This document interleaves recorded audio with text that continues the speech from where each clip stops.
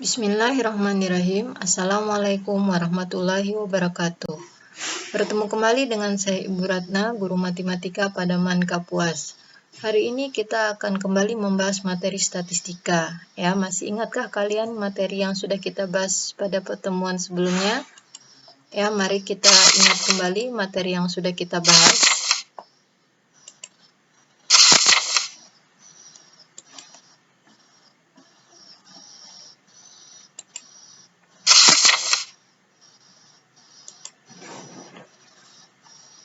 Nah, inilah materi statistika.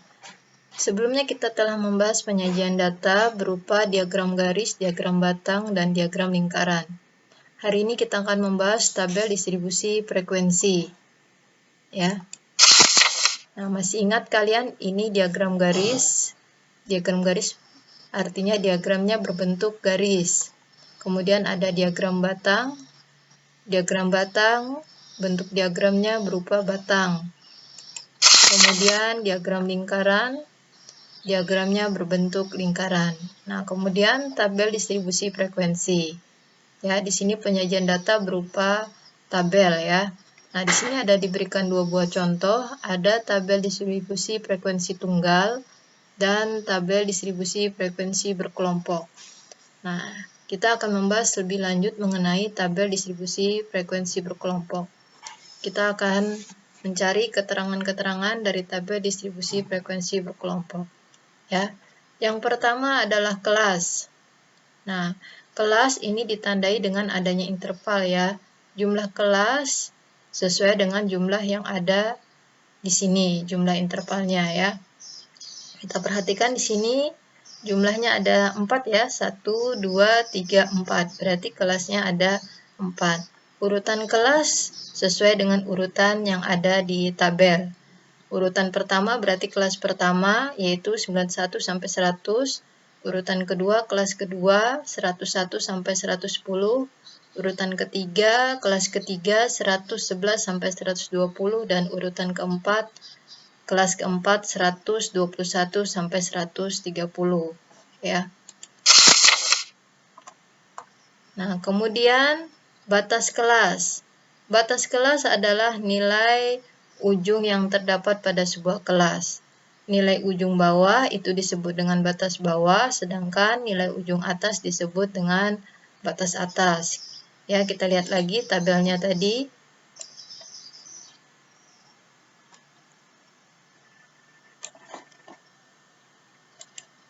Ya, jadi yang disebut dengan batas bawah itu adalah nilai ujung bawah. Ya, kita lihat nih ujungnya 91 sampai dan 100 ya. Nah, yang bawah tentunya yang 91 ya. Jadi batas bawahnya itu berada di posisi sebelah kiri. Ya, jadi yang sebelah kiri ini disebut dengan batas bawah, sedangkan yang di sebelah kanan ini disebut dengan batas atas. Jadi kalau kelas pertama batas bawahnya adalah 91, batas atasnya 100. Kalau kelas kedua batas bawahnya 101, batas atasnya 110. Demikian seterusnya ya. Kemudian tepi kelas ya. Untuk suatu data yang diperoleh dari hasil pengukuran dengan ketelitian sampai satuan terdekat, maka tepi kelas ditentukan sebagai berikut. Tepi bawah itu sama dengan batas bawah dikurang 0,5, sedangkan tepi atas itu sama dengan batas atas ditambah 0,5. Ya, kita ambil contoh kelas pertama.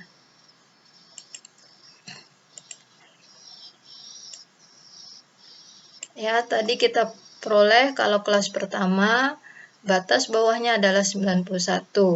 Berarti tepi kelas ya, tepi bawahnya itu sama dengan batas bawah berarti 91 dikurang 0,5 ya. Kemudian untuk tepi atasnya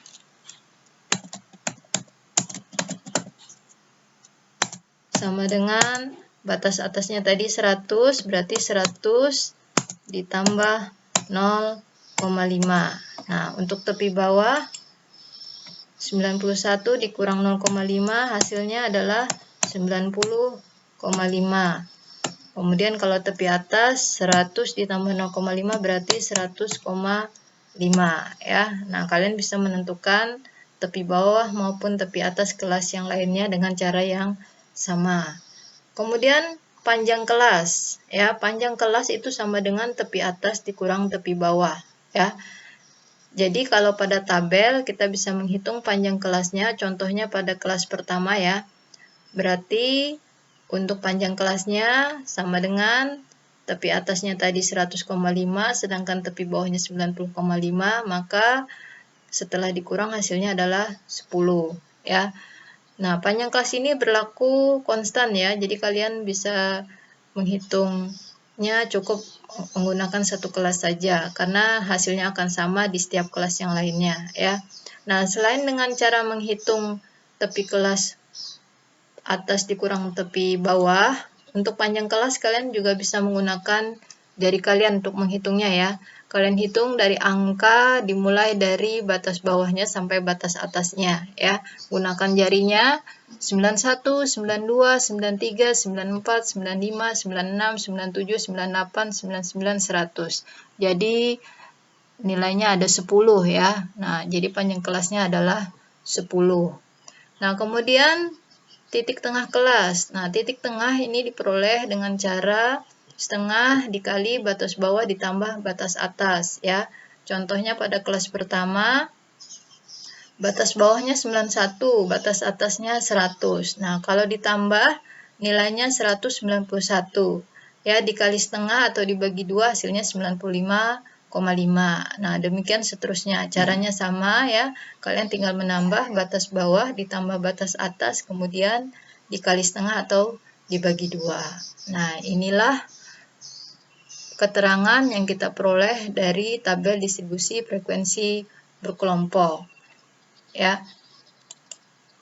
Nah, kita bisa coba nih untuk menentukan tepi bawah, tepi atas, dan titik tengahnya ya dengan cara yang sama. Nah, tadi untuk tepi bawah, caranya tadi adalah batas bawah dikurang 0,5 ya. Kita lihat yang sebelah kiri kita kurang dengan 0,5 sehingga kita peroleh nilainya 118,5.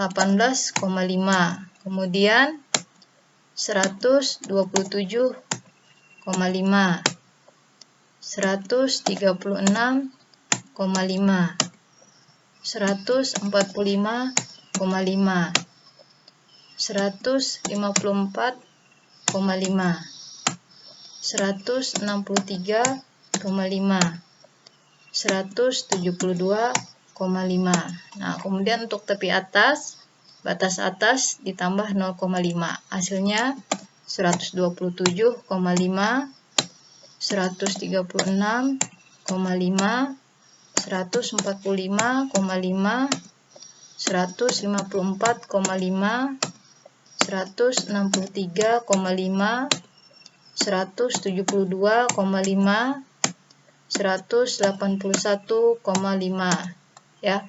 Kemudian untuk titik tengah ya, batas bawah tambah batas atas dibagi 2 ya, kita peroleh hasilnya 123, 132, 141, 150, 159, 168, dan 177. Nah, inilah keterangan yang kita peroleh dari tabel distribusi frekuensi berkelompok. Ya, demikian penjelasan Ibu, semoga bermanfaat. Ibu akhiri, Assalamualaikum warahmatullahi wabarakatuh.